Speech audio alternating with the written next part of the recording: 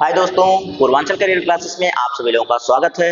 आइए हम लोग आरआरबी ग्रुप डी साइंस श्रृंखला में चलते हैं एक और टॉपिक की तरफ। आज की जो टॉपिक होगी हमारी वह क्या होनी चाहिए दोस्तों, क्योंकि आप लोगों ने देखा है कि पिछले टॉपिक हमने क्या पढ़ाया है, उसी के अनुसार जब आप लोगों ने ध्यान दिया होगा तो आगे की टॉपिक आपको समझ में आ चुकी होगी। अगर नहीं आई होगी तो फिर भी हम आपको बता ही रहे हैं, क्योंकि हम आपको बताने के लिए ही यहाँ उपस्थित होते हैं और आपको समझाने के लिए, ताकि आप में कोई दिक्कत, कोई भी बाधा आपके रास्ते में ना आए। आपकी सफलता के रास्ते में कोई भी बाधा आएगी उसके लिए हम लोग हमेशा सॉल्व करने के लिए तत्पर रहेंगे, लेकिन आपको उसके लिए हमारे पूर्वांचल करियर क्लासेस से जुड़ना पड़ेगा और अपने दोस्तों में शेयर करना पड़ेगा। लाइक और कमेंट आप लोग करते रहिएगा, क्योंकि उसी से हमें पता चलता है कि आप कितने सक्रिय हैं। अगर आप सक्रिय नहीं होते हैं तो फिर आपके लिए समस्या हो जाएगी, और आपके लिए समस्या है तो फिर हमारे लिए भी समस्या है। इसीलिए सारी समस्याओं का समाधान करने के लिए हम लोग आपके समक्ष उपस्थित होते हैं। तो चलिए दोस्तों, आशा करते हैं आप लोग स्वस्थ होंगे, कोई दिक्कत नहीं होगी, एकदम हर्षोल्लास से आप लोगों की क्लास शुरू की जाए। चलिए शुरू किया जाता है आज की टॉपिक को। आज की टॉपिक क्या होनी चाहिए, आप लोगों ने कमेंट नहीं किया अभी तक। आज की टॉपिक आपकी होनी चाहिए दोस्तों कोशिकांग, क्योंकि कल मैंने कोशिकांग के कुछ भाग बता दिए थे। कोशिकांग के कुछ भाग में से मैंने आपको क्या क्या बताया था दोस्तों, तो मैंने आपको कोशिकांग में बताया था कोशिका भित्ति, कोशिका झिल्ली। कोशिका भित्ति और कोशिका झिल्ली मैंने आपको बता दिया था। इसके बाद मैं चलूंगा आपको बताने के लिए कि कोशिकांग में पहला, अब एक एक कोशिकांग के बारे में हमें पढ़ना पड़ेगा। किसके किसके बारे में, जैसे कि आपका हो गया कोशिकांग। क्या है कोशिकांग? कोशिकांग का मतलब क्या होता है? कोशिकांग का मतलब होता है मेरे प्यारे मित्र, मेरे प्यारे दोस्त, मेरे प्यारे भाई बहन, सबको आपको पता होना चाहिए कि कोशिकांग का मतलब क्या होता है। चलिए फिर, ये रहा आपका कोशिकांग। अब कोशिकांग का मतलब क्या होता है तो ये मैं आपको बता देता हूँ। कोई समस्या नहीं होगी, कोई मसला नहीं है आपके लिए, क्योंकि मैं आपके लिए तत्पर रहता हूँ। तो कोशिकांग, कोशिका का अंग, कोशिका का अंग, कोशिका के अंग को ही कोशिकांग कहते हैं। कोशिका के अंग में मैंने आपको बताया था क्या क्या आता है। तो सबसे पहला जो आता है वो होता है आपका माइटोकॉन्ड्रिया। क्या होता है दोस्तों? माइटोकॉन्ड्रिया। बाकी आप पिछली क्लासेस में देखेंगे तो मैंने सबका नाम लिखा हुआ है। अब मैं सबको बारी बारी से एक एक टॉपिक को इसमें से बताऊंगा। कहीं कहीं आपको किताब में लिखा मिलेगा माइटोकॉन्ड्रियन। क्या मिलता है? माइटोकॉन्ड्रियन। ठीक है, तो चलिए, अब कोशिका को सहारा प्रदान करने वाले, कोशिका को भोजन प्रदान करने वाले, कोशिका में भोजन की संग्रह करने वाले, इनके कोशिकांग भी होते हैं। जैसे कि हमारे अंगों में है ना, ह्यूमन बॉडी, ह्यूमन बॉडी में हाथ है, पैर है, नाक है, कान, सबके अलग अलग काम होते हैं। सबके क्या होते हैं? अलग अलग काम होते हैं। हाथ, नाक, कान, मुंह, नाक, जीभ, त्वचा, जो भी चीजें हैं सबके अलग अलग काम होते हैं। उसी तरह से कोशिका में अंग पाए जाते हैं, जो है माइटोकॉन्ड्रिया है, लाइसोसोम है, राइबोसोम्स है, काल्जिका है, फिर लवक है। तो ये जितनी भी चीजें मैंने आपको बताया है, इनके सबके अलग अलग कार्य होते हैं। जब सबके अलग अलग कार्य होते हैं तो सबको अलग अलग पढ़ना पड़ेगा, सबको अलग अलग पढ़ना पड़ेगा। तो चलिए शुरू किया जाए। आज की टॉपिक में आपका पहला कोशिकांग क्या होना चाहिए, तो पहला कोशिकांग है आज आपका माइटोकॉन्ड्रिया। चलिए हेडिंग बनाते हैं माइटोकॉन्ड्रिया को और इसके बारे में जानकारी लेते हैं। ठीक है, ये रहा आपका कोशिकांग, कोशिकांग के अंदर माइटोकॉन्ड्रिया। ठीक है, हेडिंग बनाइए आप लोग जल्दी से माइटोकॉन्ड्रिया को, माइटोकॉन्ड्रिया को हेडिंग बनाइए। फिर उसके बाद आगे इसमें बढ़ते हैं कि इसकी खोज किसने की थी। खोज किसने की? माइटोकॉन्ड्रिया शब्द का प्रयोग किसने किया? माइटोकॉन्ड्रिया शब्द का प्रयोग किसने किया? शब्द का प्रयोग किसने किया? ठीक है, खोज किसने की, शब्द का प्रयोग किसने किया? इसके उपनाम क्या है? इसका उपनाम क्या है? उपनाम क्या है? और उपनाम के साथ साथ इसको उपनाम दिया किसने? उपनाम दिया किसने भाई? उपनाम, चलिए उपनाम है, उसके बाद उसका नाम भी लिख देंगे। लेकिन आप लोग बताइए कि ये जो माइटोकॉन्ड्रिया है, माइटोकॉन्ड्रिया,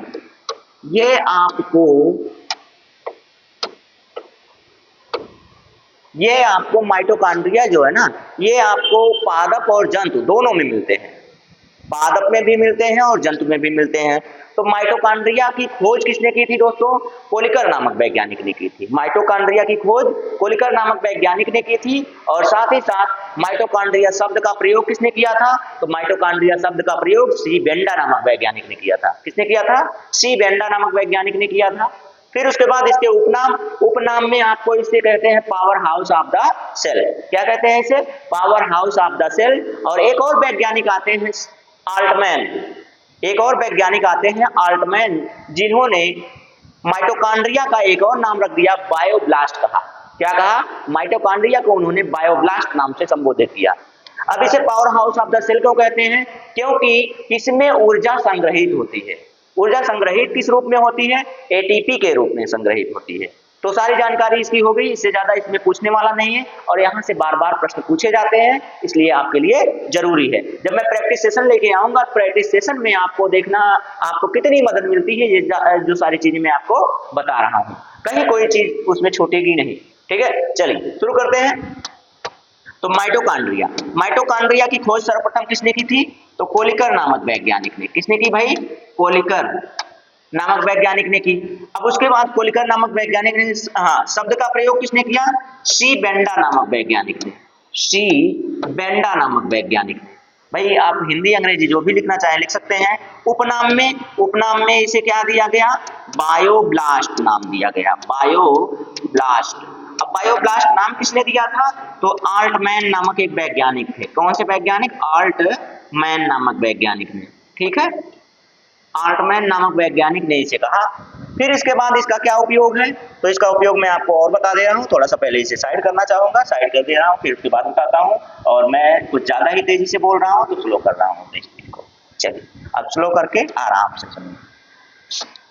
ये जो माइटोकॉन्ड्रिया है इसे power house of the cell कहते हैं। क्या कहते हैं भाई? Power house of the cell कहते हैं। Power house of the cell कहते हैं। ऊर्जा गृह कहते हैं। क्या कहते हैं भाई? ऊर्जा गृह। कोशिका का ऊर्जा गृह या ऊर्जा भंडार कहते हैं इसको।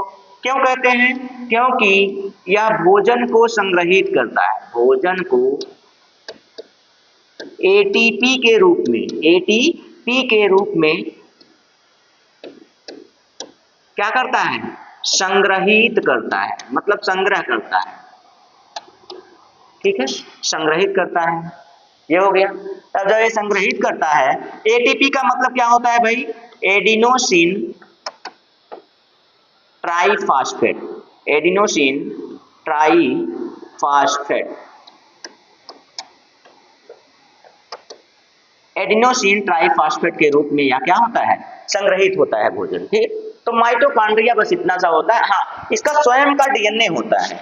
इसका स्वयं का डीएनए होता है।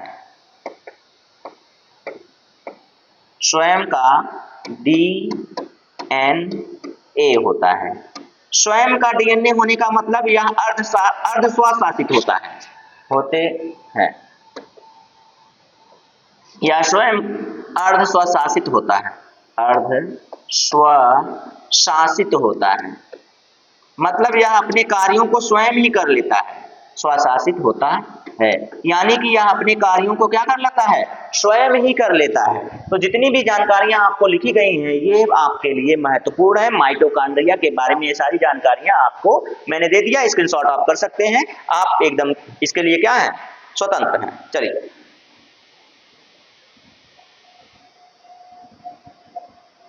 हो गया। चलिए इसके बाद अगले के बारे में चलते हैं।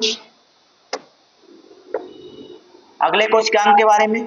अगला कोशिकांग आपका क्या होना चाहिए? तो अगला कोशिकांग है आपका लाइसोसोम।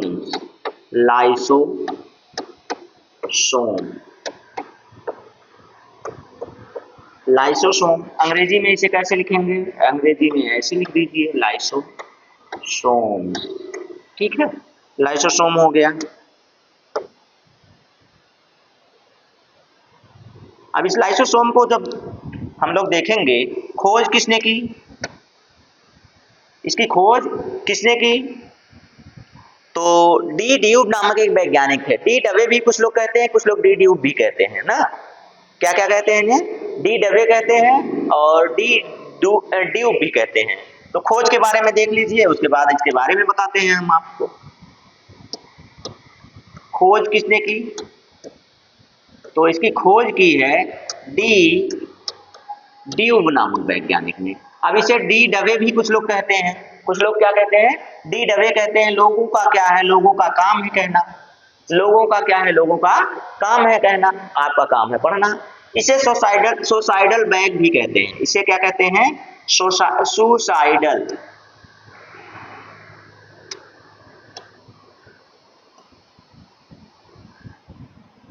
इसे क्या कहते हैं भाई? तो इसे suicidal bag of the cell कहते हैं। ऑफ द सेल कहते हैं। आत्महत्या की थैली कहते हैं इसे। क्या कहते हैं भाई? आत्महत्या की थैली। आत्महत्या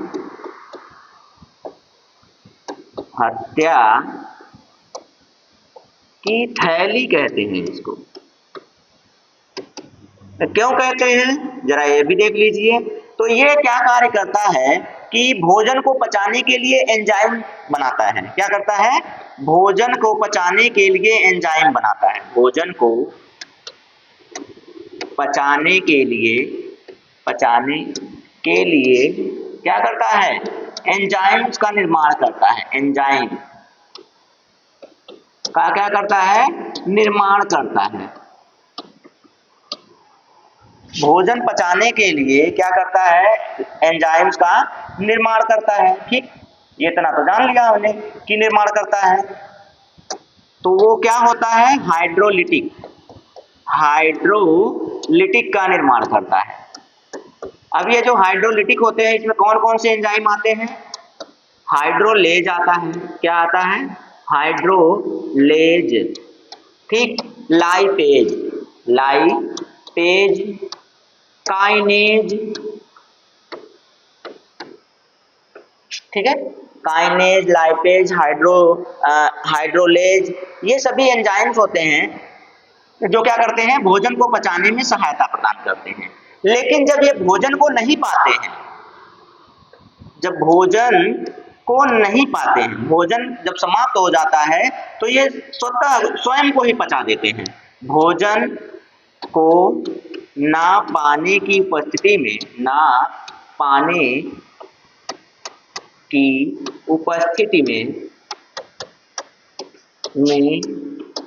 यह स्वयं को धीरे धीरे पचा देते हैं। स्वयं को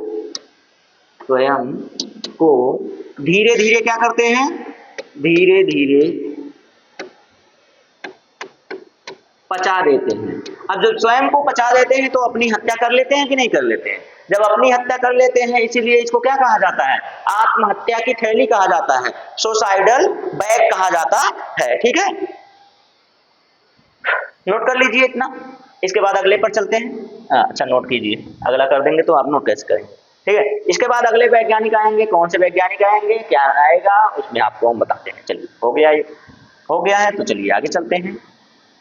अगला क्या है?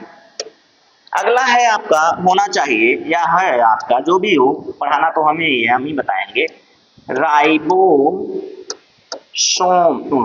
ये ओ होना चाहिए। ठीक है, राइबोसोम्स। गुस्सिया लग जाता है। राइबोसोम्स। ठीक है, हिंदी में भी लिख लीजिएगा, राइबोसोम्स कहते हैं इसको।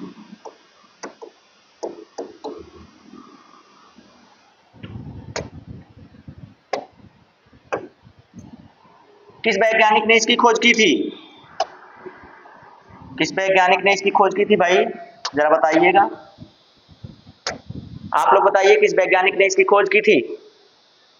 तो इसमें एक वैज्ञानिक हैं जिनका नाम है रॉबिन्सन ब्राउन। क्या नाम है भाई?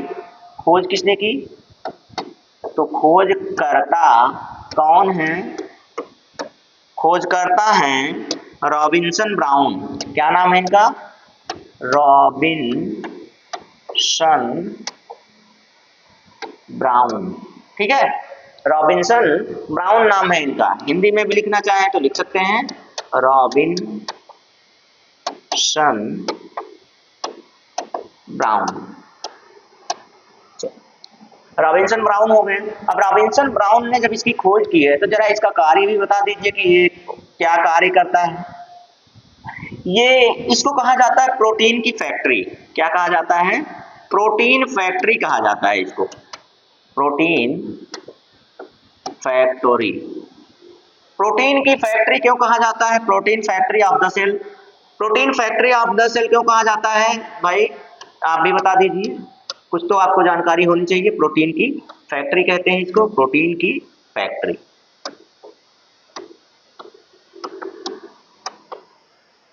क्योंकि यह प्रोटीन का निर्माण व संग्रह करता है। प्रोटीन का निर्माण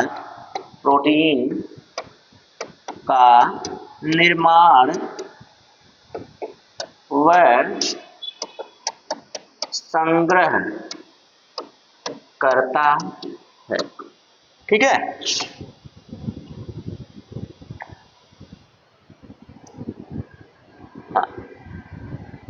प्रोटीन का निर्माण और क्या करता है? संग्रह करता है। यह कोशिका का सबसे छोटा अंग होता है। यह क्या होता है? यह कोशिका का सबसे छोटा अंग होता है।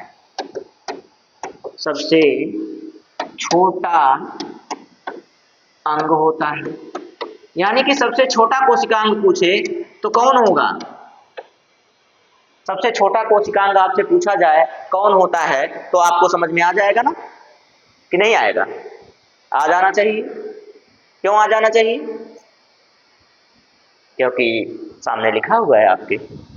इसके बाद अगर कहें हम कि जंतुओं में इसकी खोज, इसको कलर चेंज कर देते हैं। जंतुओं में इसकी खोज किसने की थी? जंतुओं में इसकी खोज पैलेड नामक वैज्ञानिक ने की थी। किसने की थी? पैलेड नामक वैज्ञानिक ने की।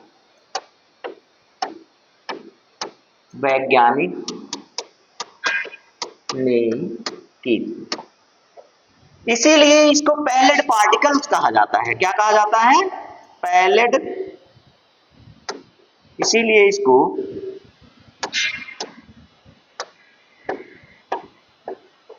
पैलेड पार्टिकल्स कहा जाता है। पैलेड पार्टिकल क्यों कहा जाता है भाई? क्योंकि पैलेड नामक वैज्ञानिक ने खोज की थी, इसलिए पैलेड पार्टिकल कहा जाता है। ठीक है, कहा जाता है, पार्टिकल्स कहा जाता है। ठीक है, अब इसमें थोड़ी सी और जानकारी है, इसलिए इसको थोड़ा सा इधर करेंगे और जानकारी को पूरा करेंगे। अब थोड़ी सी और जानकारी है। जो ये आपका राइबोसोम्स होते हैं, ये दो प्रकार के होते हैं। राइबोसोम्स कितने प्रकार के होते हैं भाई? दो प्रकार के होते हैं। कौन कौन से, जरा वो भी देख लेते हैं। राइबोसोम्स कितने प्रकार के? राइबोसोम्स दो प्रकार के होते हैं।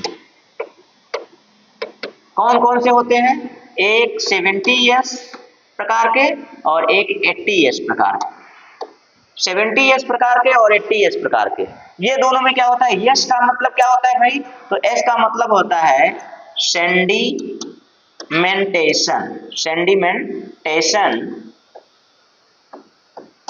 सेंडिमेंटेशन कोएफिशिएंट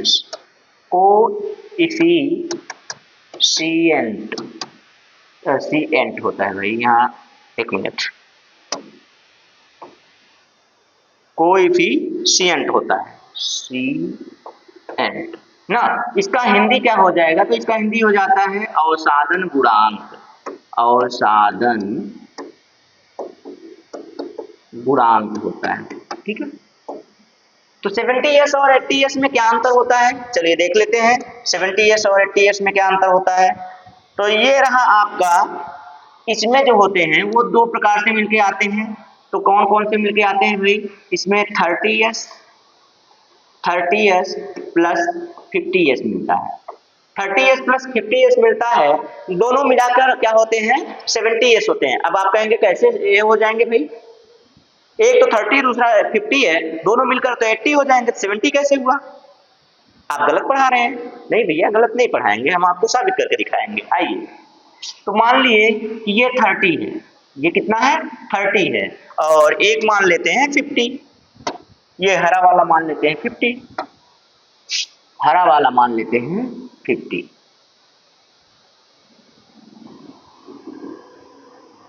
ठीक है, ये मान लिए हरा वाला।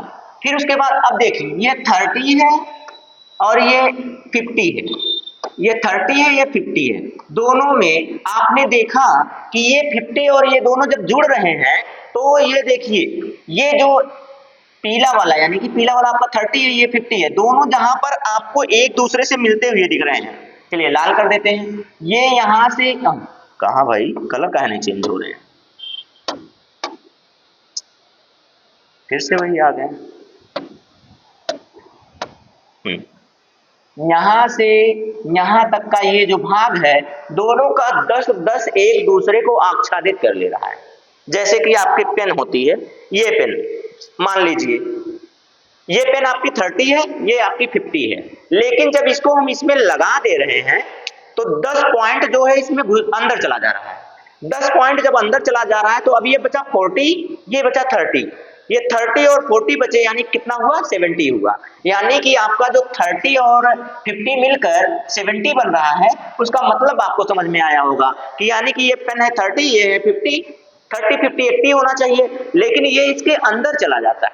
लीजिए जब अंदर चला गया तो ये कितना बचा 70 बचा, क्योंकि 10 पॉइंट इसके अंदर मान लेते हैं हम लोग, क्या करते हैं 10 पॉइंट इसके अंदर चला जाता है, इसलिए ये क्या हो जाता है 70 बन जाता है। उसी तरह से आपका 80s कैसे कैसे बनता है, तो 80s जो होता है ये आपका 40s और 60s से मिलकर बनता है। अब ये कहेंगे ये कैसे हो गया भाई, ये भी सेम उसी तरह से होता है। अगर हम इसको 40 मान ले, इस कैप को 40 मान ले और इस पेन को 60 मान ले रहे हैं, अब ये जो इसके दोनों जब एक साथ जुड़ते हैं तो ये जो 20 होता है वो इसके 40 के अंदर हो गया, 40 के अंदर हो गया। तो अब बताइए दोनों का दोनों, ये 40 है ही, इसका 40 में से 20 अंदर चला गया, जब दोनों में से अंदर चला गया तो ये कितना बचेगा 80s बचेगा ना, 80s ही तो बचा। अब बताइए आपको समझ में आया कि नहीं आया कि जो 70s होता है वो 30 और 50s दोनों का क्या होता है संयुक्त रूप होता है। संयुक्त कैसे होते हैं वो आपको समझ में आया। फिर उसके बाद जो 80 होता है वो 60 एंड 40 का संयुक्त रूप होता है। देख रहे हैं एकदम बढ़िया से मैंने आपको समझाया और आपको मुझे लगता है कि समझ में भी आ गया, पैलेट पार्टिकल्स भी समझ में आ गया, सबसे छोटा अंग है ये भी समझ में आ गया। तो चलिए राइबोसोम्स के बारे में मुझे लगता है कि अब इससे ज्यादा कोई और जानकारी बची नहीं है, आप इसको स्क्रीनशॉट कर सकते हैं, मैं हट जा रहा हूं। चलिए ठीक है, आप स्क्रीनशॉट कीजिए जल्दी से स्क्रीनशॉट कीजिए आप लोग। बहुत ज्यादा नहीं बचा है, थोड़े से पार्ट और बचे हैं, उन पार्ट को जल्दी से समाप्त कर लिया जाए। ठीक है, इसके बाद हम आते हैं गाल्जी बॉडी के रूप में। किसके पास आते हैं भाई, गाल्जी बॉडी, जिसे हम लोग गाल्जी काय कहते हैं।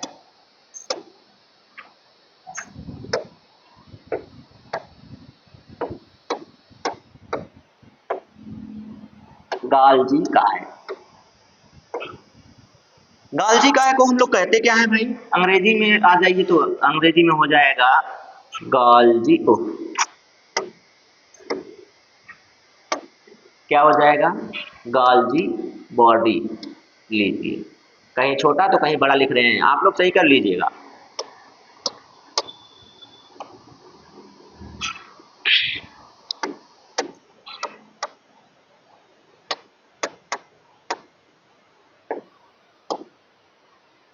सही कर लीजिए आप लोग। तो आप लोगों ने देखा ये जो गाल्जी बॉडी है, गाल्जी बॉडी यानी कि गाल्जी काय, गाल्जी काय जो होता है मेरे दोस्त, ये क्या करता है, इसका कार्य क्या होता है, ये कार्य क्या करता है, ये कैसे कार्य करता है, फिर इसके प्रकार क्या है, ये सारी चीजें आपको इसके बारे में भी जानना होगा। तो कैमिलो गाल्जी नामक एक वैज्ञानिक थे। कौन थे, कैमिलो गाल्जी नामक एक वैज्ञानिक थे जिन्होंने इसकी खोज की। कैमिलो गाल्जी नामक वैज्ञानिक ने क्या की, इसकी खोज की। यह जानते हैं इसे traffic police of the cell कहते हैं। ट्रैफिक पुलिस ऑफ द क्या कहते हैं, सेल कहते हैं, द्वारपाल कहते हैं। लीजिए, यही समस्या होती है, क्लास के बीच में जब डिस्टरबेंस आता है तो मजा किरकिरा हो जाता है, लेकिन क्या करें, मजबूरी है। कॉल भी हम कभी फोन अपना ऑफ करते नहीं हैं, ऑफ नहीं करते हैं, थोड़ा सा साइलेंट जरूर कर देते हैं। साइलेंट इसलिए कर देते हैं ताकि फोन जो आए वो तो कम से कम पता चल जाए, ठीक है।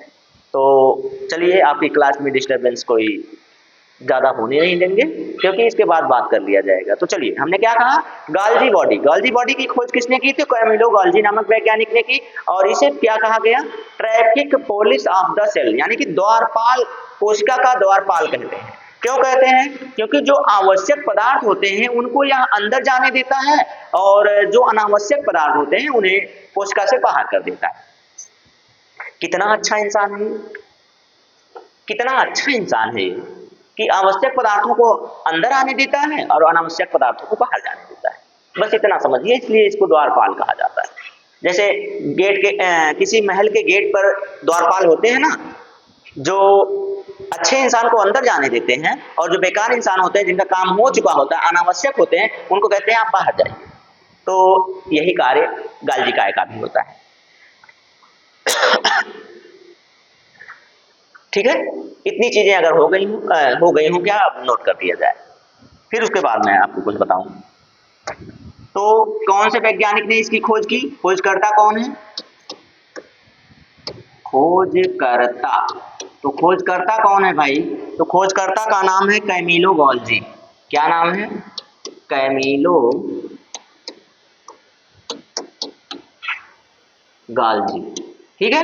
कैमिलो गाल्जी ने इसकी खोज की, पहली बात। दूसरी बात, इसे क्या कहा जाता है, ट्रैफिक पुलिस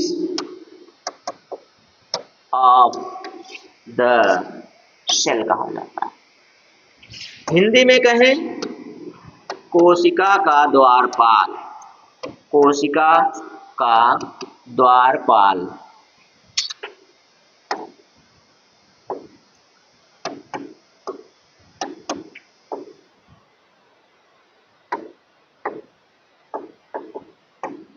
क्यों कहा जाता है, क्योंकि आवश्यक पदार्थों को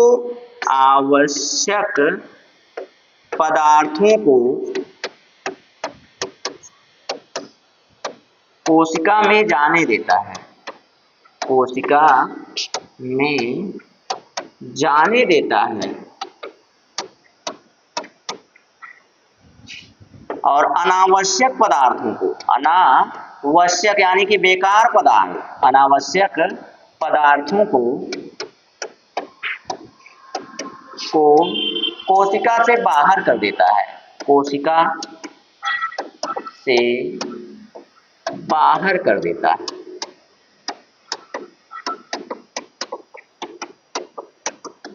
ठीक है, अब आपको समझ में आया होगा क्यों इसे traffic police of the cell कहते हैं। ठीक है, अब देखिए, पौधों में इसे एक अन्य नाम से जाना जाता है। तो पौधों में इसे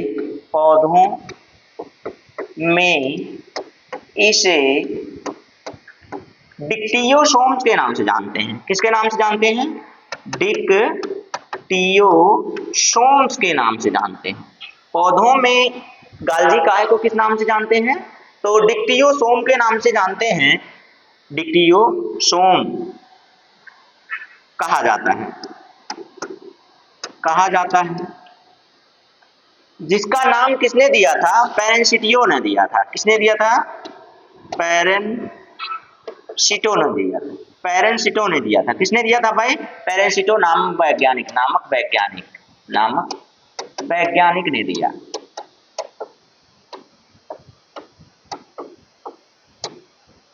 पेरेंसिटो नामक वैज्ञानिक ने दिया। इतनी जानकारी अगर हो गई है तो एक जानकारी और सही है। ठीक है, एक जानकारी और होनी चाहिए कि लाइसोसोम का निर्माण गाल्जिकाय ही करता है। लाइसोसोम का निर्माण कौन करता है, ये जो आपने अभी लाइसोसोम पढ़ा, आत्महत्या की थैली को पढ़ा है, इसका निर्माण, लाइसोसोम का निर्माण गाल्जी बॉडी द्वारा होता है। किसके द्वारा होता है? तो गाल्जी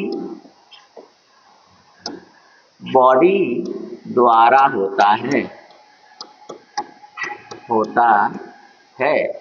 आशा करते हैं आपको जानकारी पसंद आई होगी, और जानकारी अगर पसंद आ रही है तो पूर्वांचल करियर क्लासेस पर विजिट कीजिए, अपने दोस्तों में शेयर कीजिए, एकदम पूर्णतः निःशुल्क है, उनको बताइए और अपने पेपर के लिए एकदम तैयार हो जाइए। लीजिए, स्क्रीनशॉट ले सकते हैं, आपके लिए एकदम फ्री है, कोई दिक्कत नहीं है, कोई इसमें कास्ट दे नहीं है इसके लिए। और एक जानकारी हमें और याद आ गई कि मानव के शुक्राणुओं में यह अग्रपिंडक का निर्माण करता है। मानव शुक्राणुओं में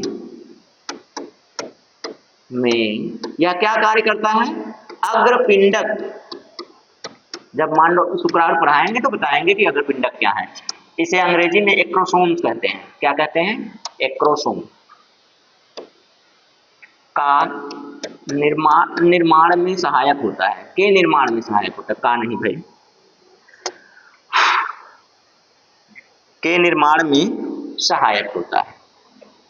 ठीक है, सहायक होता है।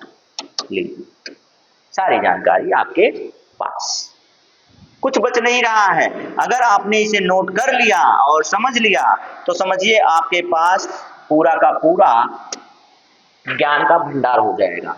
पूरा का पूरा ज्ञान का भंडार आपके पास हो जाएगा। ठीक है, तो चलिए, जो कोशिका को यांत्रिक सहायता प्रदान करता है उसके पास चलते हैं। कौन होता है कोशिका को यांत्रिक सहायता प्रदान करने वाला? तो वो होता है एंडोप्लाज्मिक रेटिकुलम। एंडोप्लाज्मिक रेटिकुलम को हिंदी में कहते हैं अंतरप्रद्रव्य जालिका या अंतःप्रद्रव्य जालिका। दो प्रकार का होता है। कितने प्रकार का? दो प्रकार का। एक तो SER, दूसरा होता है RER। ठीक है, इसके बारे में अब अगर आपको जानकारी हो जाए तो बढ़िया है। इसकी खोज किसने की थी? तो इसकी खोज की थी KR पोर्टर नामक वैज्ञानिक ने। किसने की थी भाई?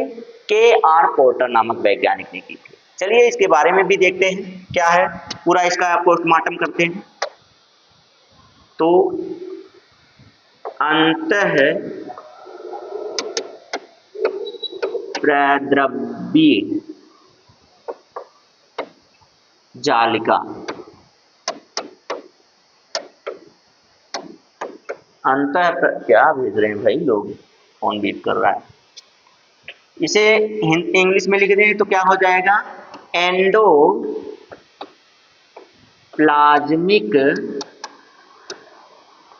रेटिकुलम। Endoplasmic reticulum. क्या कर रहे थे, क्या हो जाता है?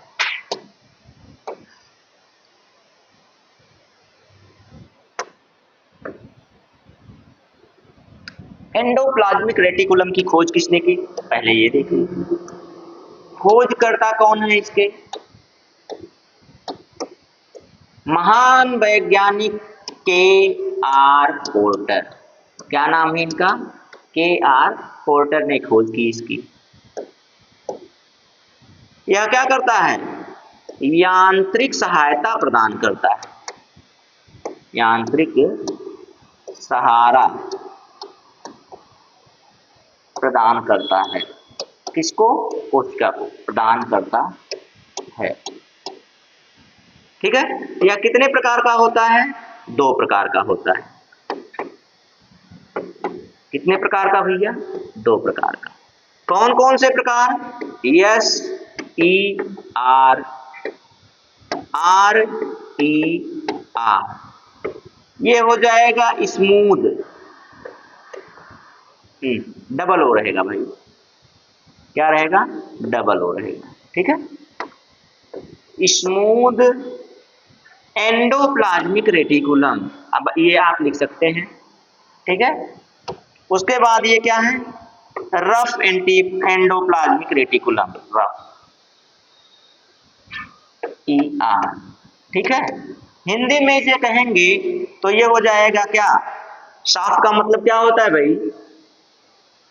चिकनी या मुलायम अंतः प्रद्रव्य जालिका, जालिका आप लोग लिख लीजिएगा। ये क्या हो जाएगा, खुरदुरी, खुरदुरी अंतः प्रद्रव्य जालिका, अंतः प्रद्रव्य जालिका। ठीक है, ये हो गया। अगर इतनी जानकारियां समझ में आई हो तो अच्छी बात है, इसके आगे हम बताएंगे फिर। ठीक है, इतनी जानकारियां आपको सहायता समझ में आई, तो इसके बाद मैं थोड़ा सा और आगे बताऊंगा। तो ये स्मूथ वाली है वो अच्छी बात है, स्मूथ होती है। स्मूथ क्यों होती है, क्योंकि उसमें पार्टिकल नहीं होते हैं। किसके पार्टिकल नहीं होते हैं, ये जो endoplasmic reticulum, rough endoplasmic reticulum होता है, इस पर राइबोसोम्स के कण पाए जाते हैं। राइबोसोम्स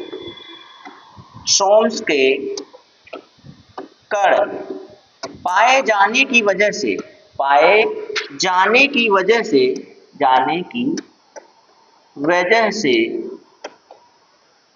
खुरदुरी होती है, खुरदुरी होती है। भाई सॉफ्ट तो ये भी होती है, लेकिन इसके ऊपर क्या होते हैं कि जो राइबोसोम्स होते हैं ना, राइबोसोम्स इस पर चिपके होते हैं। अब राइबोसोम्स इस पर चिपके होते हैं तो ये बताइए राइबोसोम्स क्या करता है, प्रोटीन की फैक्ट्री होता है।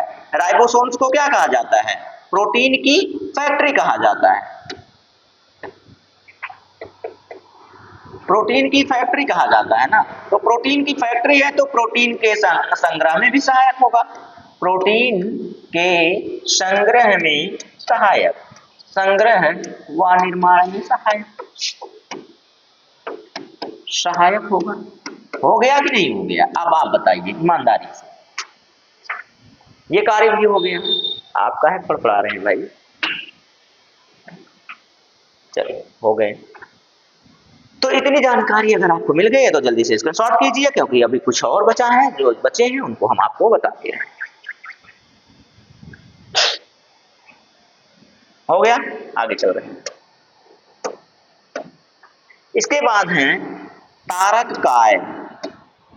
क्या है भाई, तारक काय। तारक काय को कहते हैं सेंट्रोसोम। क्या कहते हैं भाई, सेंट्रोसोम। अब ये जो सेंट्रोसोम है, इनका कार्य क्या है, इनके खोजकर्ता कौन है,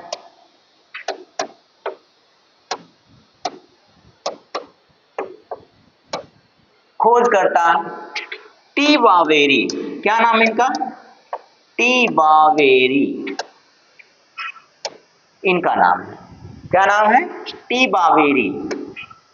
यह जो तारक काय या सेंट्रोसोम है, यह केवल किसमें पाया जाता है, पौधों में या फिर जंतुओं में। ये तो मैंने आपको बताया है, अगर आप नहीं बता पा रहे हैं तब तो बड़ी गलत बात है। अंतर मैंने बताया था आपको। यह केवल जंतुओं में पाया जाने वाला कोशिकांग है, जंतुओं में पाया जाता है। इसीलिए अंतर मैंने आपको सबसे पहले बता दिया था कि अंतर क्या है, पादप और जंतु कोशिका में पाया जाता है देखिए बिल्कुल यहाँ से गायब नहीं होना बेचारा, जबकि नहीं होना चाहिए उसे। यह पादप में नहीं पाया जाता है, पादप में नहीं पाया जाता है। जंतु में पाया जाएगा तो पौधों में अनुपस्थित होता है, पौधों में अनुपस्थित होता है। ठीक है, अनुपस्थित कर दीजिए। और क्या कार्य है इसका, इसका कार्य क्या है, यह कोशिका विभाजन में सहायक होता है। यह किस में सहायक होता है, तो कोशिका विभाजन में सहायक होता है। यह कोशिका विभाजन में सहायक होता है, विभाजन में सहायक होता है। ठीक है, तो आशा करते हैं सारी चीजें आपको समझ में आई होगी। और एक पार्ट बच रहा है आपका, एक पार्टिकल बच रहा है, एक कोशिकांग बच रहा है, जिसे हम लोग कहेंगे, ये यहाँ पे नहीं, जिसे हम लोग कहते हैं लवक। क्या कहते हैं भाई, लवक कहते हैं। और ये अंग्रेजी में इसको कहते हैं प्लास्टिड। अंग्रेजी में क्या कहते हैं, प्लास्टिड कहते हैं। लेकिन ये वाला जो आपका कोशिकांग है ये बहुत बड़ा होता है। ये कितने क्या होता है, बहुत बड़ा होता है, 3 प्रकार का होता है, बहुत बड़ा होता है। इसीलिए इसको हमें अलग से पढ़ना पड़ेगा। इसको हमें क्या करना पड़ेगा, अलग से पढ़ना पड़ेगा, क्योंकि ये बहुत ही बड़ा पार्ट है। इसके बारे में जानना होगा, क्योंकि ये सिर्फ जंतुओं में पादप में पाया जाता है। ये किस में पाया जाता है, केवल पादप में पाया जाता है और जंतुओं में नहीं पाया जाता है। पादप में पाया जाता है, जंतुओं में नहीं पाया जाता है। ठीक है, तो इसके बारे में हम अगली कक्षा में, अगले एपिसोड में आपको इसके बारे में पूरी जानकारी देंगे। कोई समस्या नहीं, कोई दिक्कत नहीं, कोई उलझन नहीं, कोई परेशानी नहीं होनी चाहिए आप सभी लोगों को। और इसी तरह का अगर आपको कंटेंट प्राप्त करना है तो आप हमारे पूर्वांचल करियर क्लासेस पर जल्द से जल्द उपस्थित हो जाइए और अपने दोस्तों में शेयर कर दीजिए, अपने भाई बहनों में शेयर कर दीजिए और प्यारा प्यारा लाइक दे दिया कीजिए, क्योंकि वही हमारा शुल्क है। बाकी और कोई शुल्क नहीं है आपके लिए। हमने आपको कोई शुल्क दे किया ही नहीं है, तो आप देंगे कहाँ से। बस एक ही है, कमेंट और लाइक। इसमें भी आप लोग कंजूसी करेंगे तो भाई आप ही जानिए, कोई बात नहीं, फिर भी हम आपको ये कंटेंट देते रहेंगे। चलिए दोस्तों, आज के लिए बस इतना ही, और जो भी टॉपिक होगी उसे कल लेकर आएंगे। जय हिंद।